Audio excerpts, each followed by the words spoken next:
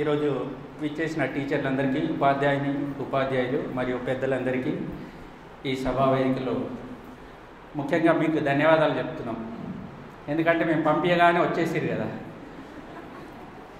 ఈ రోజులో తెలుగు పరిస్థితి ఎట్లా ఉందంటే అమ్మా, అంటే మీరు ఏమనుకోకూడదు, ఇక్కడ వచ్చిన వాళ్ళల్లో కూడా ఒక లెటర్ రాయాలంటే కూడా 10 తప్పులు దొరుకుతాయి. నిజమా కాదా? ఇక్కడ వచ్చిన వాళ్ళలో కూడా నిజాలు ఒప్పుకోవాలి. కాబట్టి మనం ఆ భాషలో మీరు ఉపాధ్యాయులు కాబట్టి చక్కగా, అంటే తప్పులు లేకుండా ఎలా రాయాలి, ఒత్తులు, దీర్ఘాలు, గుణింతాలు ఇవన్నీ తెలిస్తే కానీ మీరు రాయలేరు, చదవలేరు, పిల్లలకి చెప్పలేరు. కాబట్టి ఈ అవకాశాన్ని మా విష్ణు సార్, నాగరాజు గారు ఇనిషియేటివ్ తీసుకోగానే మేము అందరం ఒప్పుకొని సార్ని పిలుస్తున్నారు అంటే మేమందరం ఒప్పుకొని మీకు ఎంతో కొంత అందించాలనే ఉద్దేశంతో ఈరోజు ఇక్కడ ఈ ప్రోగ్రామ్ని అరేంజ్ చేయడం జరిగింది.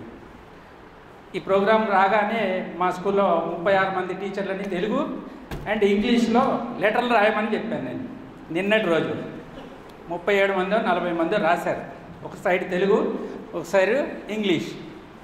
32 మంది ఇంగ్లీష్లో చక్కగా రాశారు. ఇంగ్లీష్లో 32 మంది హ్యాండ్ రైటింగ్స్ అది ఎక్సలెంట్గా ఉన్నాయి. మళ్ళీ ఇంకో వైపు చూసాం మేము, తెలుగులో రాశారు అందరు. 6 చక్కగా రాశారు, 32 మంది తప్పులు రాశారు.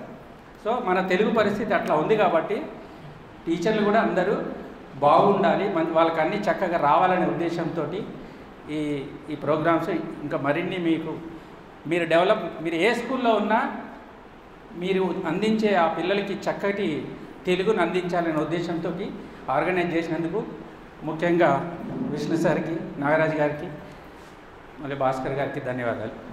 Thank you.